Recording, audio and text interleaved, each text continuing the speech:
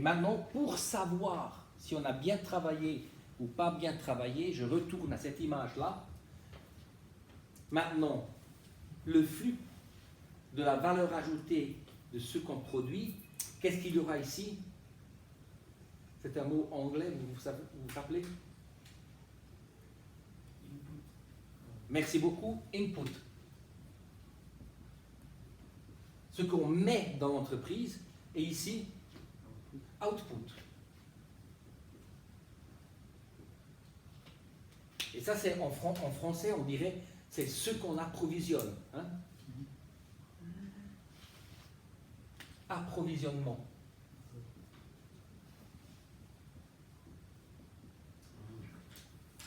Approvisionnement. Et ici, c'est en fait les ventes. Output.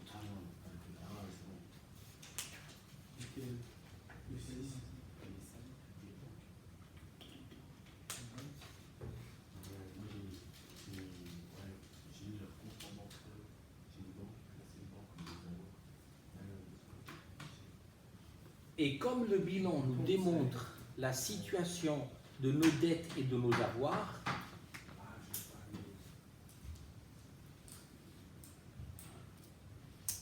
tout ce qu'on achète, on approvisionne, cause que de l'argent sort depuis l'entreprise. Hein? Le fournisseur qui nous envoie 3 palettes de bois pour produire des tables, il faut qu'on le paye. D'accord? Vous me suivez? Et de ce côté-là, le output, quand nous fournissons depuis la matière première du bois, on produit des tables et on vend des tables, c'est nos clients qui nous payent.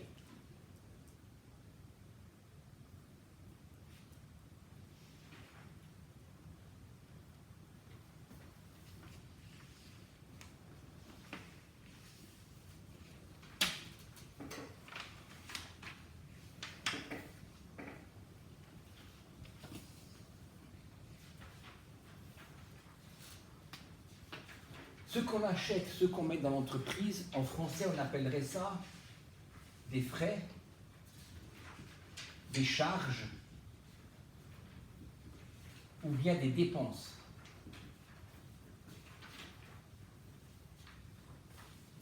D'accord? C'est des synonymes.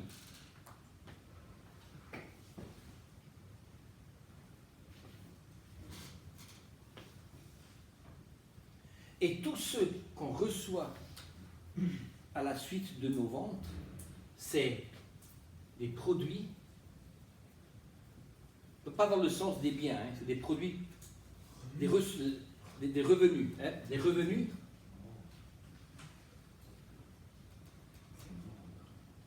et vous vous souvenez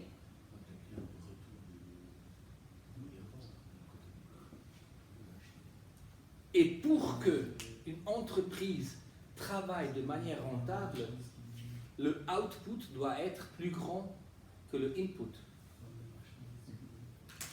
Et pour calculer si on a gagné de l'argent, on a un autre compte T en forme comme on a du côté ici du bilan, hein, mais cette fois-ci on appelle ça compte de résultat. Et ici, on y met du côté gauche tous les charges et du côté droite, il a tous les produits.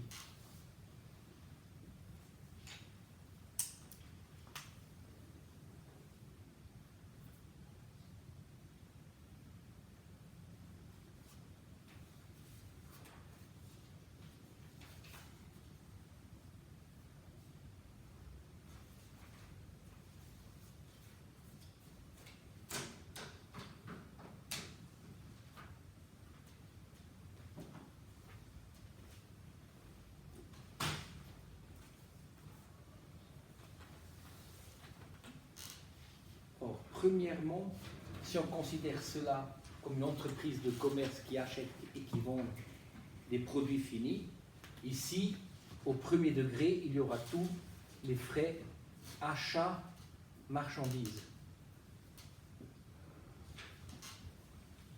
ce qu'on dépense.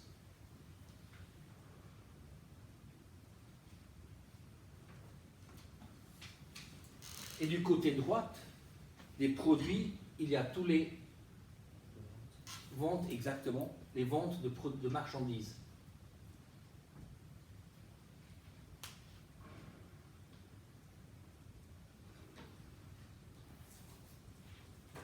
Et la différence entre les ventes de marchandises et les achats de marchandises, la différence, on appelle ça marge brute.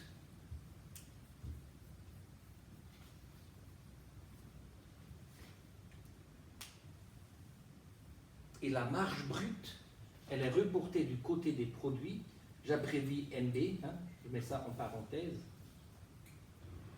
Et avec la marge brute, il faut qu'on soit en mesure de couvrir tous les FG. Est-ce qu'il y a quelqu'un qui se rappelle qu'est-ce que FG signifie? Quoi? FG, qu'est-ce que ça veut dire FG? Au deuxième niveau du compte de résultat.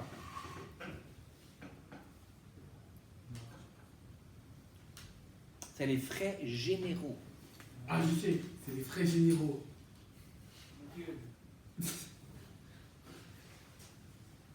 Vous n'allez pas me dire que vous n'avez jamais entendu ça. Non. Si, il y a dans la vidéo. Dans les exercices, je ne suis pas encore là. Et les frais généraux, c'est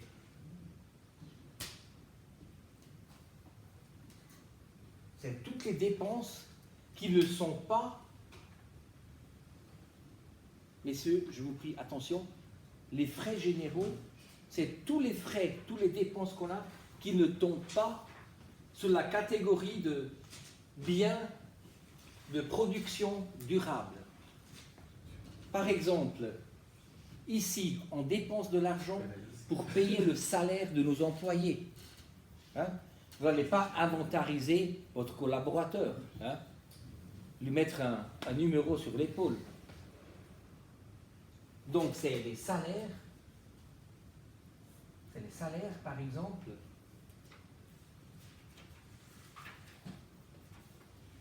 C'est les frais. C'est les loyers. Si le bureau que vous travaillez dedans ne vous appartient pas. Monsieur, j'ai une question, mais c'est pas par rapport à ça. Je coupe toute petite minute. Une minute. Je viens tout de suite. C'est les loyers, c'est les dépenses, électricité, chauffage, etc. C'est les dépenses que vous entreprenez pour la publicité. C'est les frais de voiture, par exemple.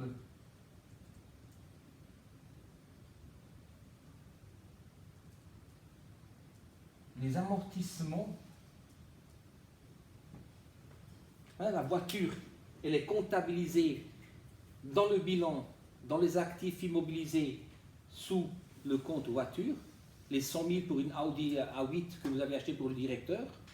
Mais la dépréciation, la perte de valeur, parce que le PDG ou le directeur, il voyage pendant 50 000 km par année, cette perte de valeur, elle tombe sous le compte de résultat des frais généraux du côté des charges.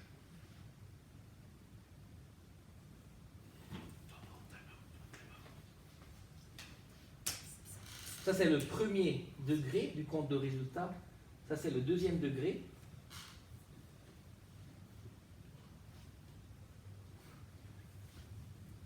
Au deuxième degré, ici, il y a aussi les frais financiers. Ça, c'est les dépenses. Pour que la banque entretienne un compte courant pour vous, elle vous charge tous les mois 3 francs, par exemple. Et si vous avez de l'argent à la banque et elle vous paye des intérêts, ça va être des produits financiers.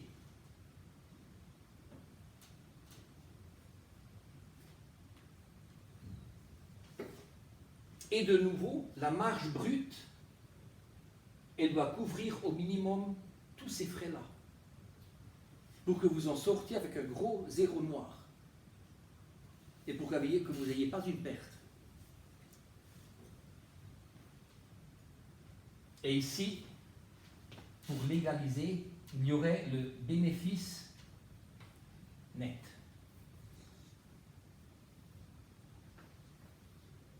Et ça, c'est égalisé. Et maintenant, vous vous souvenez comment fonctionnent les comptes actifs. Je le mets ici, hein. Actif ici. Il y a les comptes actifs. Je mets là A, B, actif, bilan. Et je mets ici passif, PB, passif, bilan. Vous vous rappelez comment ça marche? Comment ça marche, le mécanisme ici? Et comment les côtés s'appellent? Maintenant, on a pris un compte du côté actif. Hein, c'est la caisse, par exemple. Caisse. Ça s'appelle comment le côté gauche?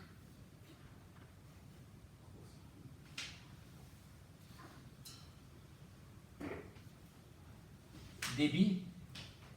Le côté droit s'appelle?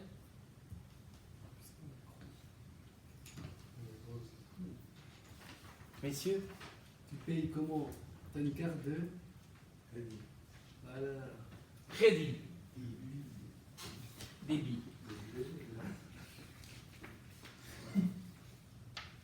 Même chose pour les passifs, débit, crédit. L'augmentation, la diminution se passe où? De quel côté?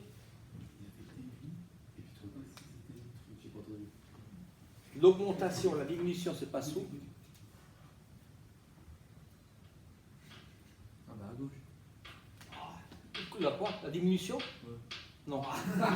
Déçu. Ah bah, écoutez, il n'y a pas de raison de rigoler quand même. On a Non, le droit à c'est l'erreur. comme pour ça, parce que moi je me suis trompé, et puis du coup j'étais sûr que c'était juste. Plus. Et du côté des passifs, l'augmentation c'est ici et la diminution c'est là.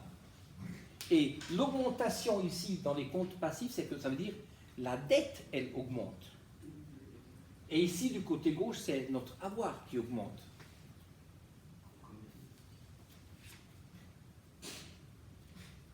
Et vu qu'on parle de la comptabilité double, le même principe fonctionne ici des comptes de produits, dans le compte de résultat.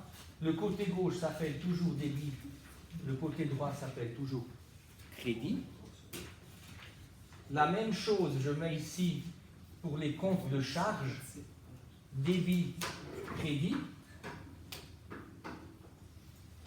Et le fonctionnement, c'est que les charges, elles augmentent du côté gauche débit, les charges, elles diminuent du côté crédit.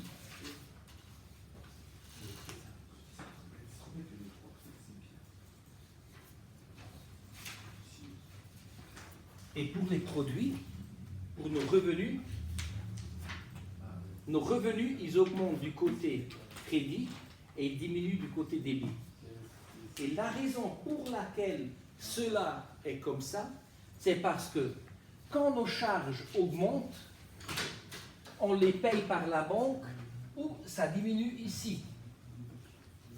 Hein, donc, les deux côtés, débit et crédit, ils sont toujours égalisés avec la même somme. Vous me suivez?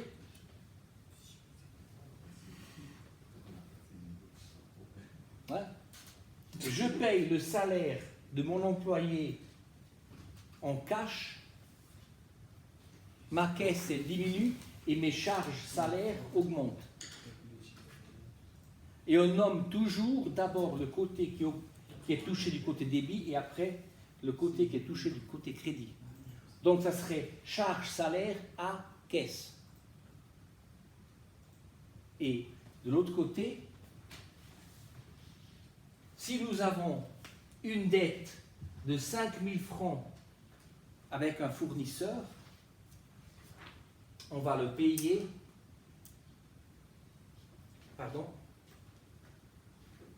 avec ce qu'on gagne du côté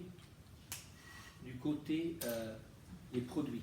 C'est là qu'on génère il y a la génération de nos sous, en fait.